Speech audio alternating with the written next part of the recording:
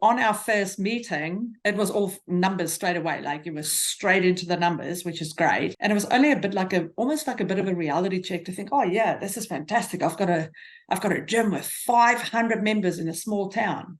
But it actually meant nothing because the revenue didn't justify the members that I had. And in that meeting, probably in the first 10 minutes, you said to me, you have to increase your prices.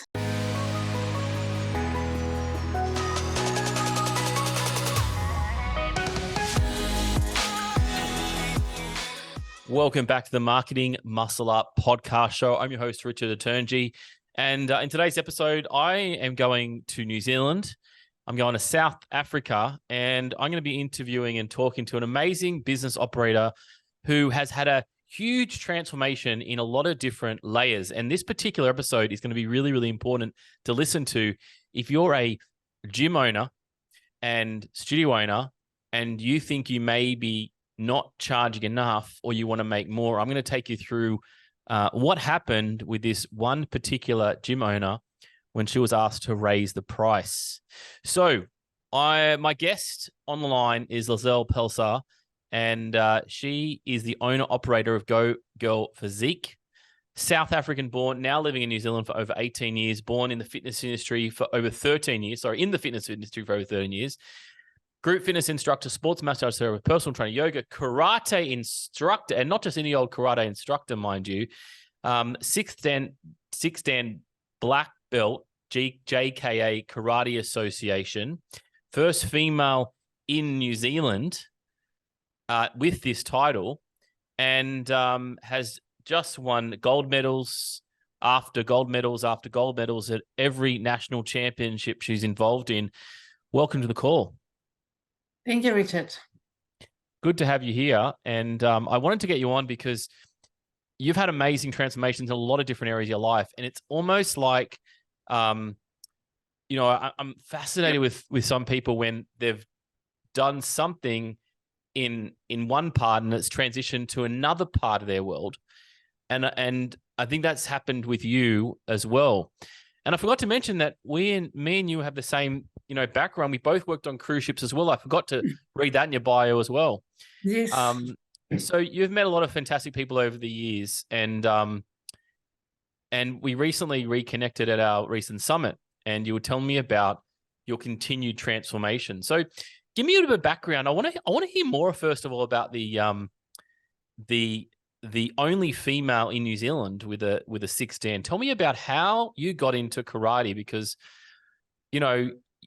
I don't know, like, it's kind of weird. It's like, well, with this sort of skill set, you're not running around karate chopping anybody, are you? But you're like a ninja warrior. I mean, you're a marketing warrior, but you're literally a ninja warrior. Tell me about how you got into this. Well, I was fortunate or unfortunate, I'm not quite sure yet. At the age of 17, obviously this was all still back in South Africa. Lived in a small town, and, back then, we're going back over 30 years, good old conservative towns, karate and yoga and all those sort of things were considered not quite the thing to do. But right. I got asked to help in this small gym. They were doing aerobics, and they had a karate dojo. So I just got asked to help in the sort of reception area. And I was like, yeah, sure. So this started when I was about 14. And when I was 17, one of the parents, karate parents, said to me, oh, Lizelle, you should get into karate. And I was like, yeah, nah, maybe not. And probably about 6 months later, he came up with a karate uniform, literally handed it over to me, and he said to me, now put it on and get on the floor. So I was like, okay, he's a little bit demanding, so right, yep. I will do it. So yeah, that's pretty much where my journey started. I put the uniform on, and to be quite honest, 30 years later, I never looked back. And in sort of saying that, it's sort of I've carried that with me in my life, because sometimes we want to do something, but we don't quite have the confidence, or think, oh no, I can't do that. That's self-belief. And I think that's sort of stuck with me, that, not just me, but sometimes other people in our industry just needs that little bit of a push ahead saying, come on, you can actually do it, or just give it a go.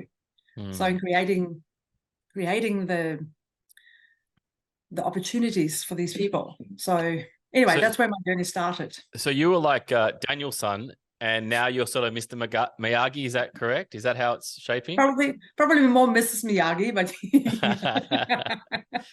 totally. And tell me about that. Is that like when you see when you see those kind of movies, right? Karate Kid and so forth. Is that a fair indication, representation? What are your thoughts on that? To be quite honest, Cobra Kai seems to be the latest. Cobra Kai, yeah, Cobra Kai's totally. of the world. My kids loved watching it. Yep. Unfortunately, I cannot sit and watch that. It's painful. And you didn't ask to act in that movie at all? No, not at all. And I wasn't approached either. Well, you recently, and congratulations on your recent win too. That was only recent. What was that last title that you won? It was our national karate championships in New Zealand. So I still participate at national level, and potentially next year we've got our World Cup in October in Japan. So all the preparation and hard work and stuff will be going towards that. Love it. And in between this, so you've got a dojo center in your gym. Yes. In between this, you also run Go Girl Physique, and you got the dojo. Tell me about Go Girl Physique. Give us a bit of an overview of what that is, because a lot of people, I think, are in a situation where they've got a lot of things going on, just like you. Yes. So obviously, I've moved to New Zealand in 2005, and probably a couple of years later, got introduced to women's only gyms, which I was not familiar with at all. Yeah. Up until that point, my whole career has been mixed gyms, worked all over, worked on cruise ships. So you kind of dealt with everybody in a gym. So when I got to New Zealand and I got introduced to a women's only gym, I was like, oh yeah, this is interesting. So I got the position as manager first, and then sort of got into it, and then realized that there's a huge scope for women's gyms, because it's specialized, and for whatever reasons, women choose to go to women's only gym. So then in 2009, I got the opportunity to become a business partner in this gym, particular one. So Go Girl Physique used to be formerly Just Jude. Now that's a story for a whole nother day. Wow. And so that was 2009. We were 3 business partners. And then by 2012, I managed to solely own Just Jude at that time, and then rebrand it. So in 2012, we rebranded to Go Girl Physique. And at that time, it was just a regular or normal gym, should I say, like everybody else. Like this gym was particularly doing everything the same as what all the other gyms were doing. Yep. So then I decided to go a little bit more into it, because I knew women would come here for one reason, or majority of them would come here for weight loss. Right. Sounds practical. Yep. Yeah, so then introduced a program called the Body Blitz program, which was quite popular. We had probably over 500 women complete the program.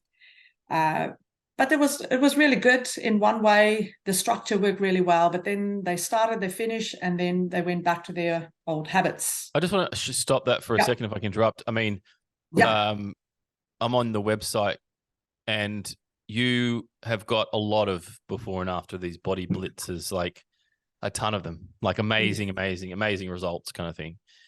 And you've had over 500 that have completed this. Is that correct? Yes. Yeah. Amazing. And this was a regular gym, like a regular gym. Yep. Kind of, they come in and you give them that program and they follow it. Yes. So we had, we spent the time with them, of course, at the start and taking them through the program. So we were catching up with these people every fortnight, changing their programs, but weekly it was nutrition, and it was pretty much one-on-one to show them how to do the exercises and things correctly. So there was a lot of time involved with doing it one-on-one So it But they went were, well, but there was but something they missing.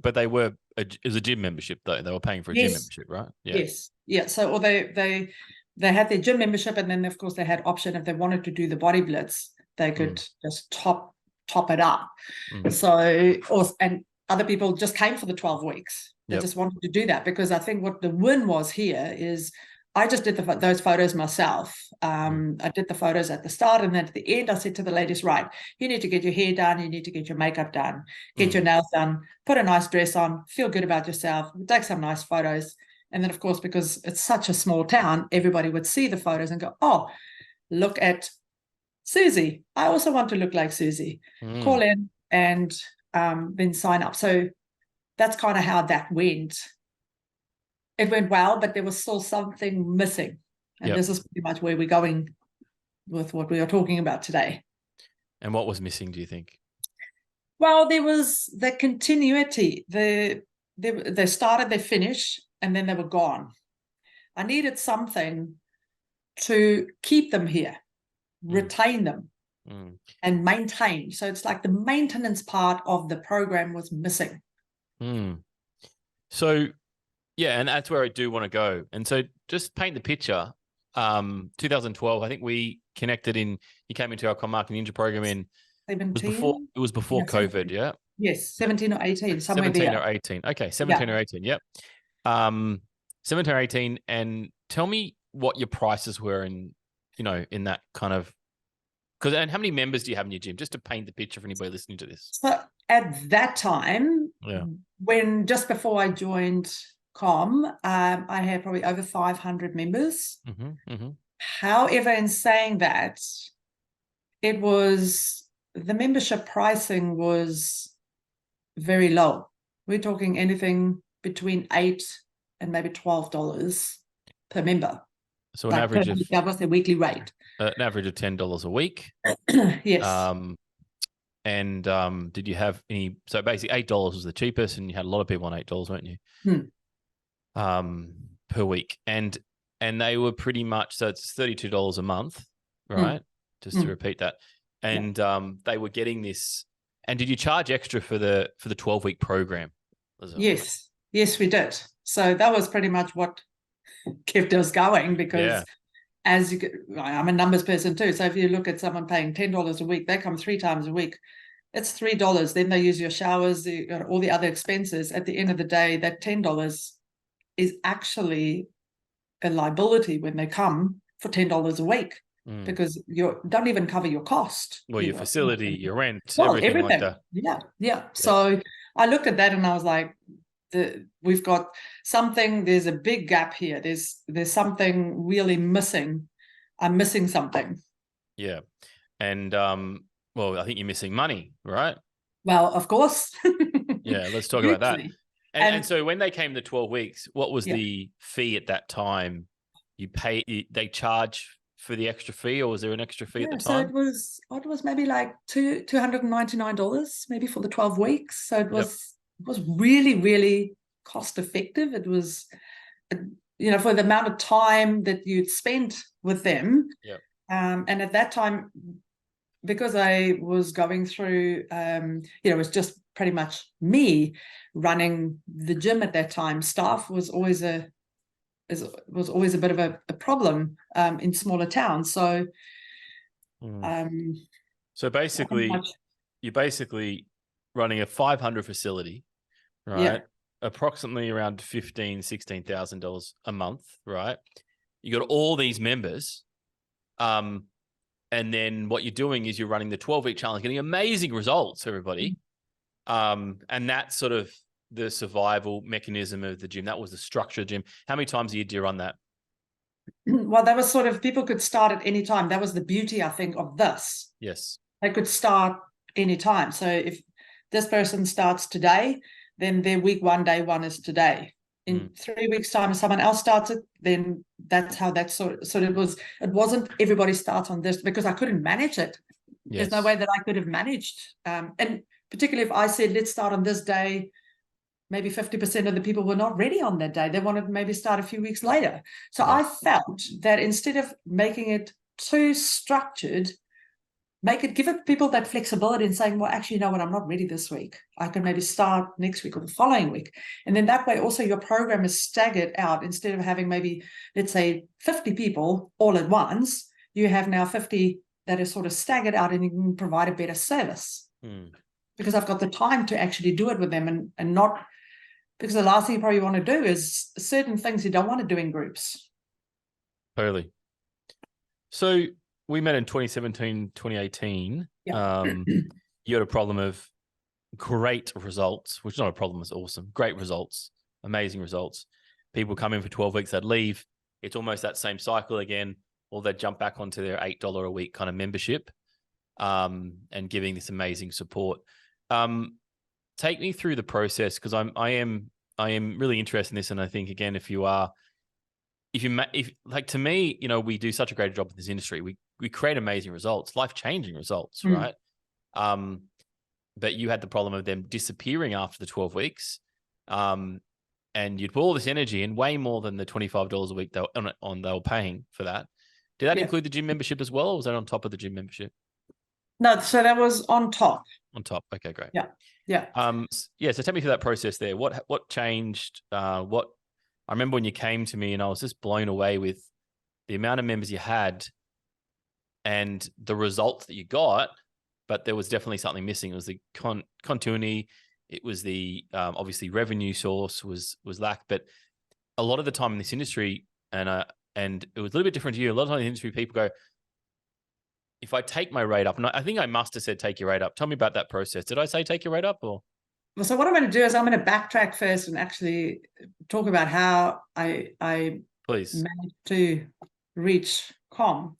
So I went to the Filex convention that year, and you were one of the speakers at the Filex convention. Can't quite recall which year. Could be 16, could be 17. Yep. And of course, at those sort of things, you need to provide your email address and your marketing emails came into my inbox. And then, of course, I started looking a little bit more into that.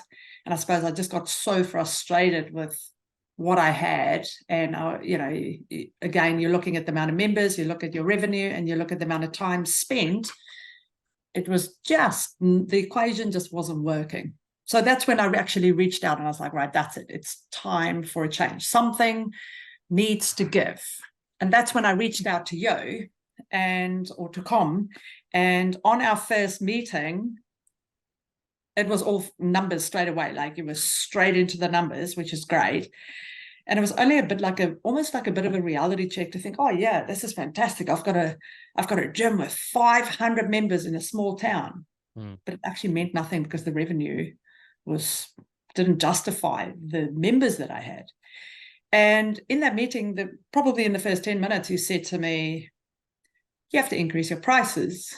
And I said, I think my response still was, I need to do what? I need to do what now? Like, I need to increase my prices. I don't know. I don't know whether people will pay that. And it was almost that feeling of anxiety that what if I do increase my prices? Are people still going to come? Because they always talk about, oh, it's so fantastic, and you're doing such a great job. But when it comes to let's pay for the membership, they don't want to pay. That's just how it is, unfortunately. They would, if they can get it for $10, they will take it for $10. So I did not just go and change my membership pricing. I changed my whole business model. I shifted my whole gym around. We closed for a weekend. Pin-loaded machines went to where the group fitness was, and free weights went where the classes were. Literally, the whole gym got changed. And then we launched. So then pretty much the 12-week Body Blitz program got us spruced up, and we launched our Warrior Goddess program, which is also a 12-week program. However, it is an ongoing rollover 12-week program. So instead of saying starting today, finish then, it continues. So that we found worked. I still have people that initially had started back then still on this Warrior Goddess program. And our pricing, obviously in the beginning, I was a little bit skeptical, and we started in the 40s. $40 per $49 per week. No, per week. So you went from $8. Yes. You had the Body Blitz. They paid $25 a week over the 12 weeks only. Yeah. And then I think we discussed the price of around that. You said 49. Yeah. How did you feel? How 49 from $8 is very different. Yes. I was quite nervous about that, to be honest, because, just like I said, because they were paying $8 already, and they've already got this awesome service. Like they were coming for classes, they already had us. And so why on earth would they go and pay $49 if they can pay $8 to come and do the same thing? Group fitness classes. It was just like, no way. So the whole idea was to get rid of all the pretty much $10 memberships and try and get everybody on a higher rate membership. So pretty much what we've done is the memberships have pretty much come down from 500 and something now down to 360. So you lost 140. I lost 140 members. However, now instead of having 500 people at a minimal rate, and we also know when people don't pay good money for something, they won't stick at it longer.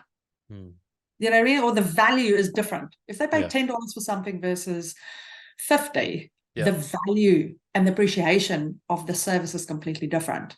Totally. So now we got more quality than quantity. That's pretty much what it is.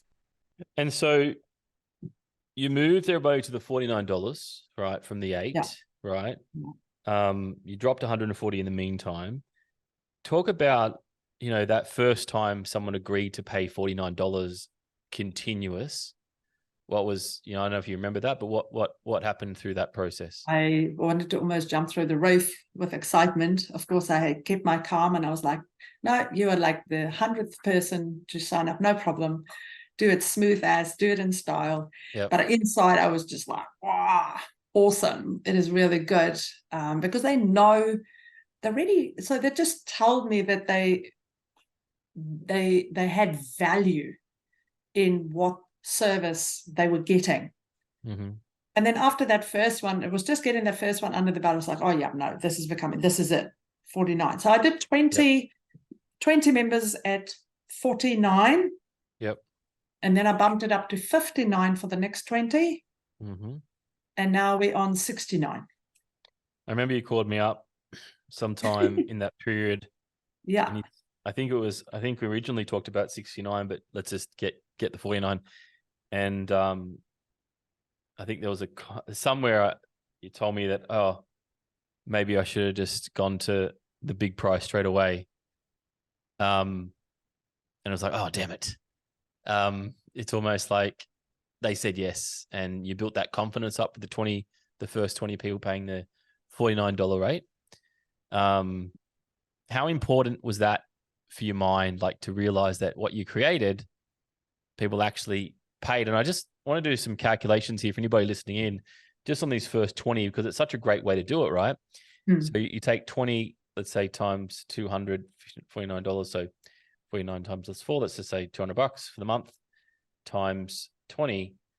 So you receive $4,000 off the 20 people alone, right? Just for the 20 people. And I just worked out, losing the 140 members, you dropped about $4,500 off 140 members. It's just phenomenal, isn't it? It is. And I mean, also, if you take about that 140 versus 20, you're giving a better quality service versus the 100 at a lower price. So it's a win-win. I mean, it can only but work.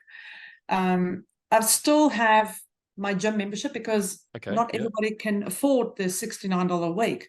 And in saying that, even my gym membership now, if someone just walks off the street and go, I'm not quite ready to commit to the Warrior Goddess program, but I'd like to join the gym, it's $35 a week. So, so just the gym membership, you've 4x the price just on the gym membership from 8 to 30, was it 5, 30, 35, 35. Yeah. You Yeah. 4x that price, and you've got the Goddess Warrior at $69. Yes. Right. Just want to repeat those numbers out loud, because I think fundamentally it sounds like you've got a totally different business, but you've still got a very healthy database, clientele, I should say, not database, Yes. of Yes. people. Well, congratulations, first of all. It's pretty huge. Well, I mean, it's really awesome, and thank you. But it's not just me. It's the team, and it's the people that helped me get there. Again, it's going back to when I was 16 and I had to start karate. It's like someone saying, "Come on, here it is. Here are the tools, and this is exactly what you're doing. You're seeing the karate uniform. Here are the tools. This is what you need to do." But you, as the business owner, have to make that decision and go, "Am I going to do this, or am I not going to do it?" The choice is, at the end of the day, up to you, but you can't go wrong. I cannot see it. Like, if you see the demographic in the small, teeny tiny town that I'm living in, if I can do it, honestly, anybody can, 100%. I want to go back just a little bit, get some bit of context. I'm going to sort of go on forward around some questions around just some mindset questions here. Okay, there's a few things you did just to break this down. You went from $8 to $69, right? 8 to 69, literally. You moved the majority of members over to there, and well, you said you've changed the gym around. Number one, that was what we did. Change the gym around, physically look different, right? Massive, physically look different. Okay. Yeah. What were the other key attributes? I know you've got your My Method, your vision, mission, values on there. What did you have to tell the clients what you were doing? How did you literally get them to buy into the belief and the process? Was there anything specifically that you did through that process? Well, it was the whole concept was with the Warrior Goddess program is, I always say to people, it's one or two things. You need to be really motivated and disciplined if you want to go to the gym, because how's that going to be any different? You've been a member at another gym before and you want to come here, and you want to be a member the same way as there. So how is this going to be different? If you're not motivated, there's no way that you can do this. If you're doing the Warrior Goddess program, it's all about accountability. It's all about consistency. Yeah. And we keep a close eye on you. If you don't come, we call you. If we don't see you, we message you. And that's exactly what women in particular want. They want to be told, you need to do this, you need to do that. So that's kind of worked, the accountability and consistency, which you don't always get with your regular gym membership. No, I don't think you get with no, you don't. No, you don't.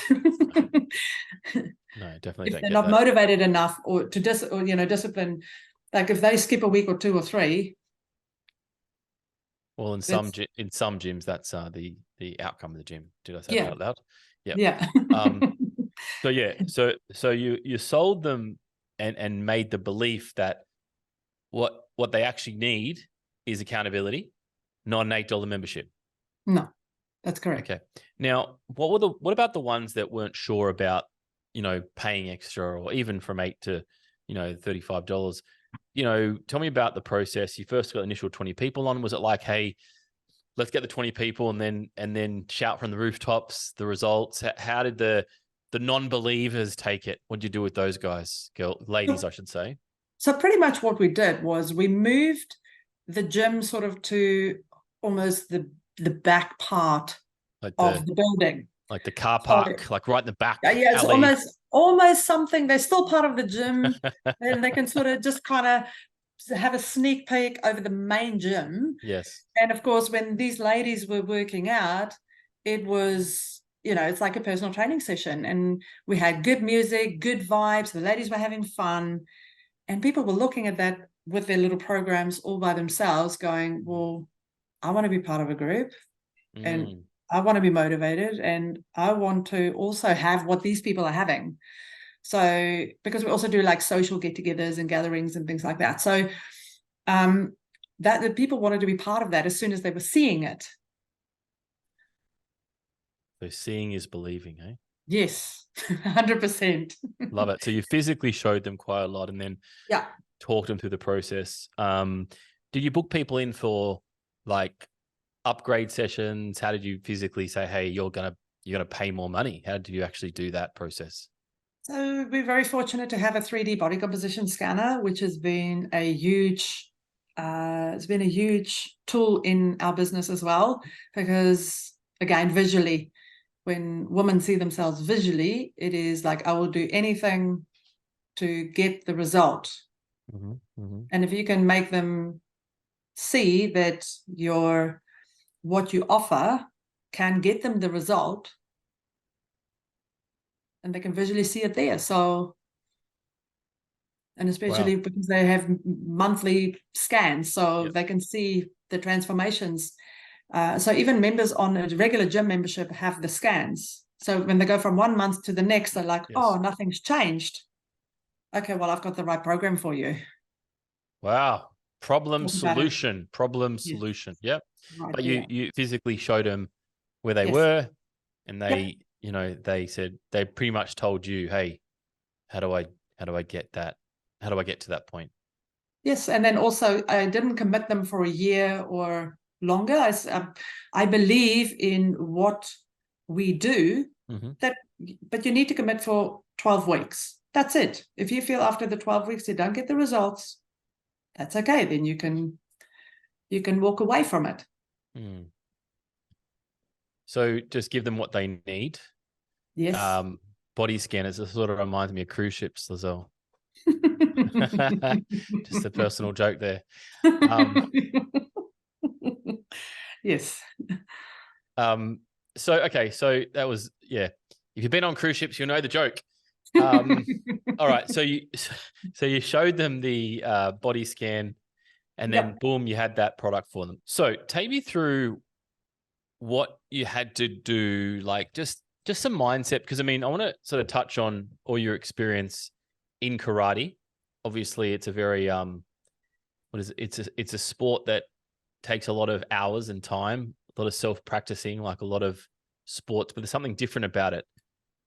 Take me through the mindset shifts that you could probably offer anybody that's in a similar situation, that I think you've had a lot of experience on. Because I just want to highlight something to you, Lizelle. When someone comes to us, it's not the only tool in the trick. Hey, raise your prices up. It's the oldest book in the trick. But the factor is that there's one thing saying it. There's another thing changing your entire gym around, entire structure, 4xing your price in the normal gym. You decided to do that. We can advise as much as possible. We can say, do this, watch this, but you literally closed the studio down. You went out and did it. When you're in that decision-making process, or some people have decision fatigue, or they just put it off and not do it, what are you going through in your head? And I don't know if that comes from your karate background too. Well, I think going back just to karate is that it's a way of life. It's not a sport, because a sport would be things like rugby, tennis, hockey, netball. Karate is definitely a way of life, and you learn so much about yourself, because it is a bit of it's almost like, I want to almost say like bodybuilding. Bodybuilding is a very sort of a selfish sport, and so is karate. You learn a lot about yourself, and you need to discipline yourself in order to do regular training. And it's the same as in the gym, but I suppose that discipline is completely different. Putting yourself out there when you do things like tournaments and examinations and things like that is you're putting yourself out there in the sense of testing yourself with confidence. Other people are looking at you. What if I fail? That's a big one. What if I fail? What will happen if I fail? How do you get up from that? So, and in business, I suppose it's the same. What is the worst thing? And I suppose that's the question I ask myself. It cannot get any worse than where I was at that time. I need to do something to change. What's the worst thing that can happen? I can only remain where I am. Surely it can't get any worse. So I took the leap of faith, and I made a decision. And that's one of the things that I live by, that once I made that decision to do it, I'm a believer that, you just got to get stuck into it and make it happen. Got to make it happen. No one else is going to do it for me. No one else was going to come in here and go, oh, that's okay, don't worry, you step aside, I will do it for you. It's not how it works. I had all the tools, I had everything in there. All I had to do was make it happen. And I had all the support around me. I don't think that I would have done it. There's no way that I would have done it by myself. No way. And I think I can speak probably on behalf of lots of other people. Maybe the people that are more disciplined and, can make more bold. That was a really bold thing to do. But I looked at it and I went, okay, here it is. What is the worst thing that can happen? What's the worst thing can happen?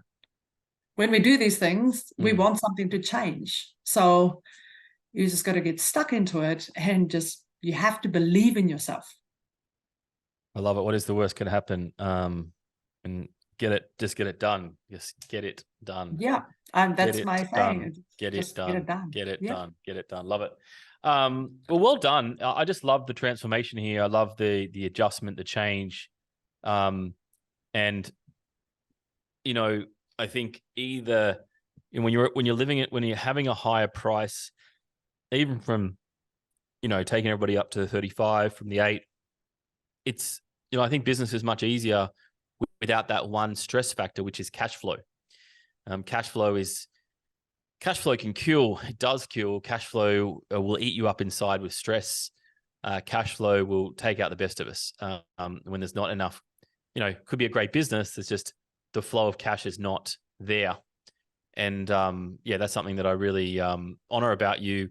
You saw the problem and you actioned it and fixed that problem up, which is outstanding.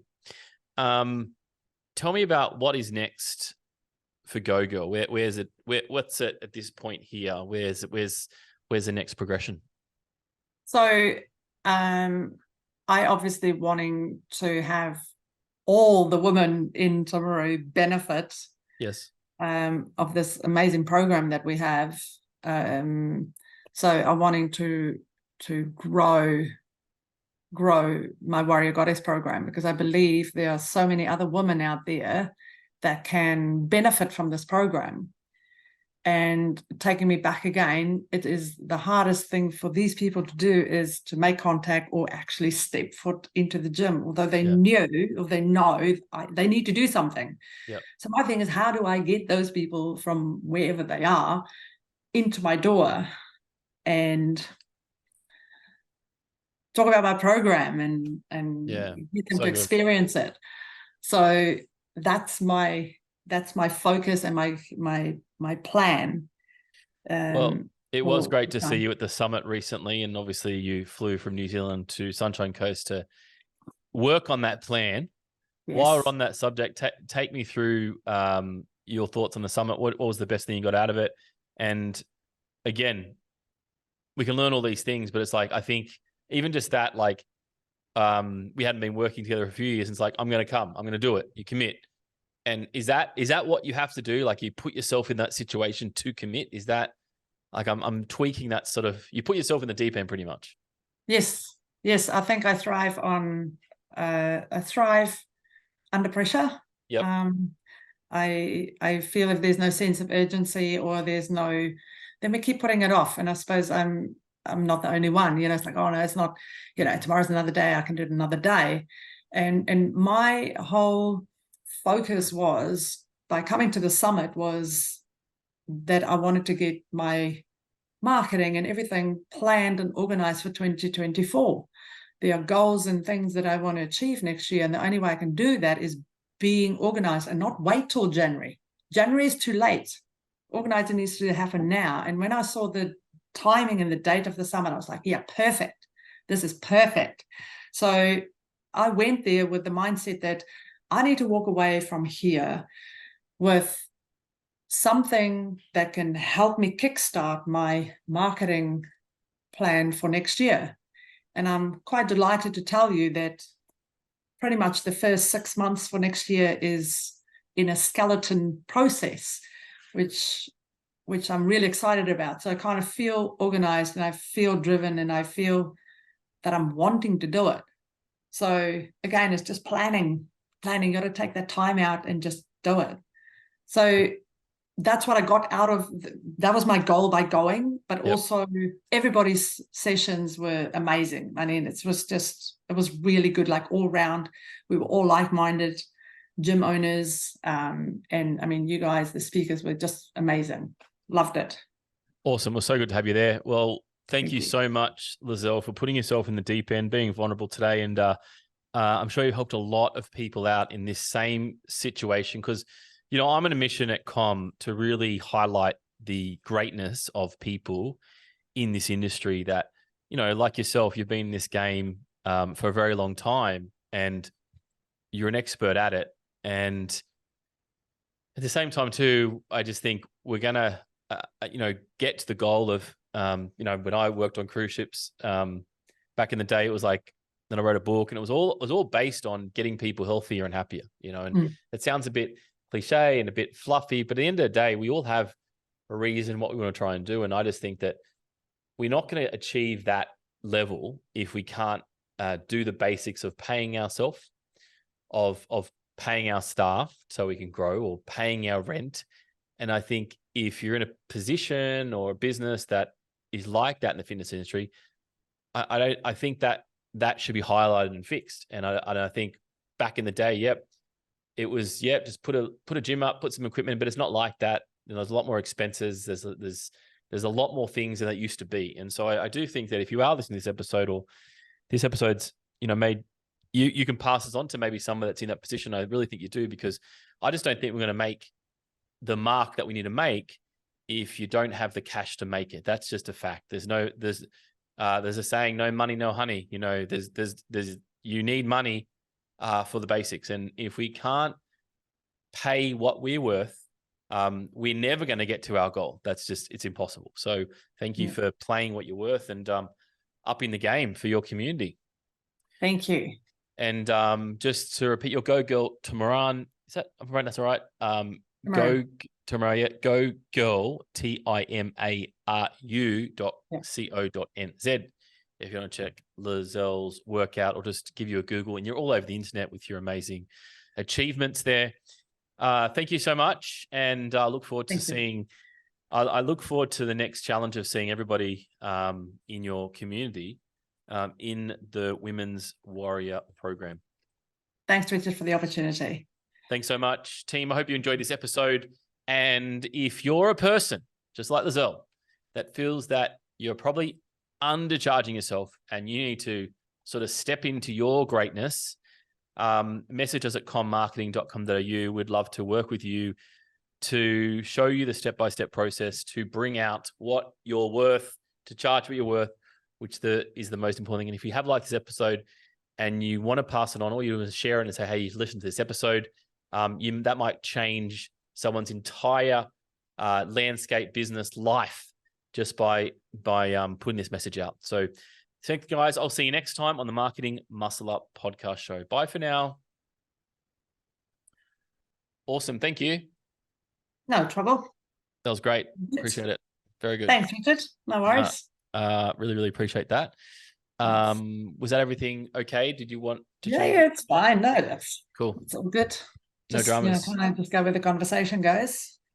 Yeah, I know there was questions, and I apologize. I didn't use these questions. Oh no, it's I to be honest, I work better than that. Better this way. You just throw it. I can't look at a question pre-planned. No, me too. Can I do that little video clip it? Yeah, sure. That we missed out. I'm just going to ask you a couple of questions, all right? One, bit of bio. Like, I'm not going to be talking, so I'm going to ask you the question. If you can answer the question, if you can answer, put my question in the answer. I'm just going to say your background. You can say karate, cruise ship, that kind of world. So give me a story about you first. Yeah. And we'll edit to it short. And then where were you before you came to Com?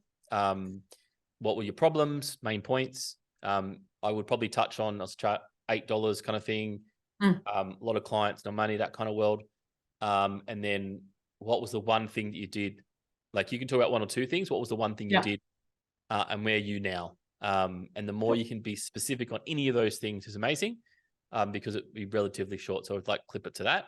Yeah. And then, anything, I think you just did the program well, and you did the big part of it. Like, if you got anything designs done, like the Mind Method, any specific strategy you did for marketing, could have been a fast lead, and there was probably different terminology back then, but that'd be great. All right, cool. Yeah. So you'll be in the shot anyway. I'll just ask the questions. All right, cool. Okay. Can I ask your name, your background, and who are you?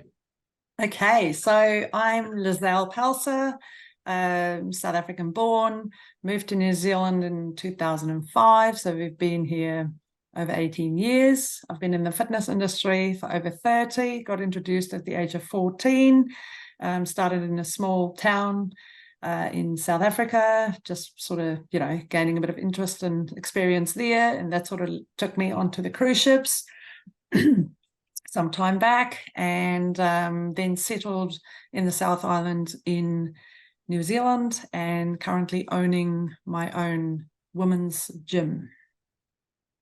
Awesome. So tell me,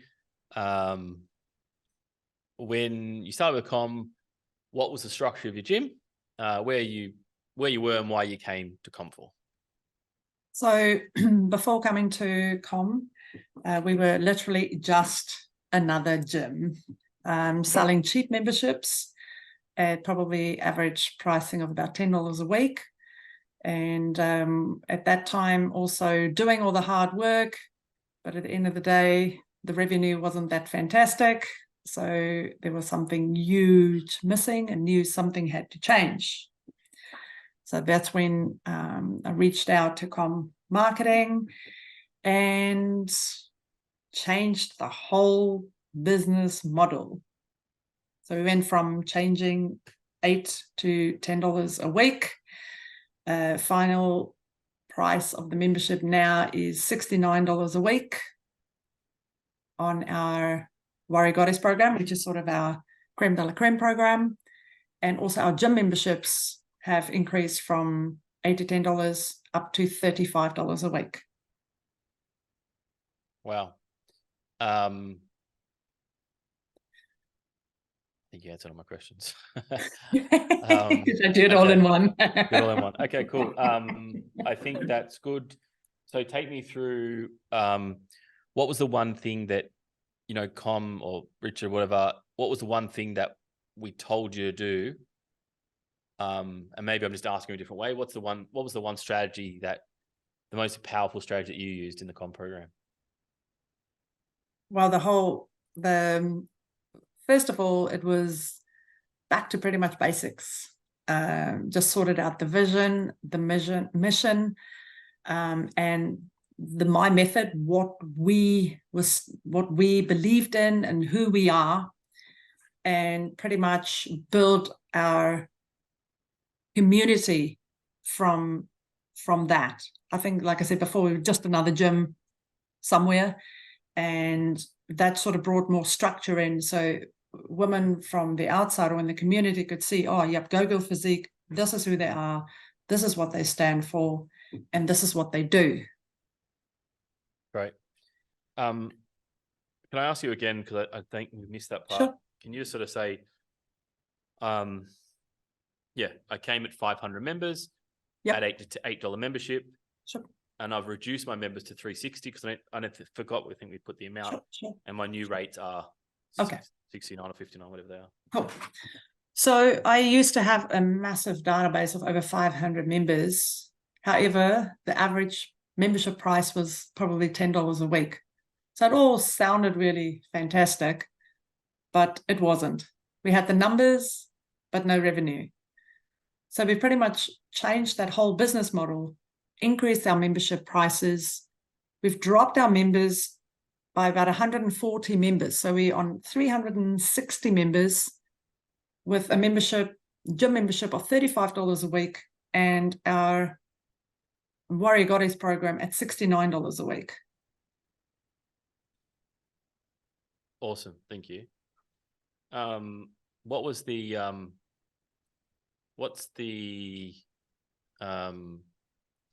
was there any services or particular coaching that you really found valuable? I know it was a while back, but is there anything particularly that you want to mention? Well, marketing, 100%. I think we kind of get so set in our ways, and as business owners, we didn't get all that marketing training. Back in the day when we did our training, somewhat 30 years ago, there was no marketing studies or anything like that. It was just, oh, this is personal training, this is how you do it, and off you go. So it was a huge learning curve for me, learning about Instagram, learning about Facebook in the back end, the fast leads, the sticky content, all that sort of stuff that I've never heard before. So that was fantastic. Yeah, great. Well, thank you so much. That was awesome. That's perfect. Great. Thanks, Love it. Richard.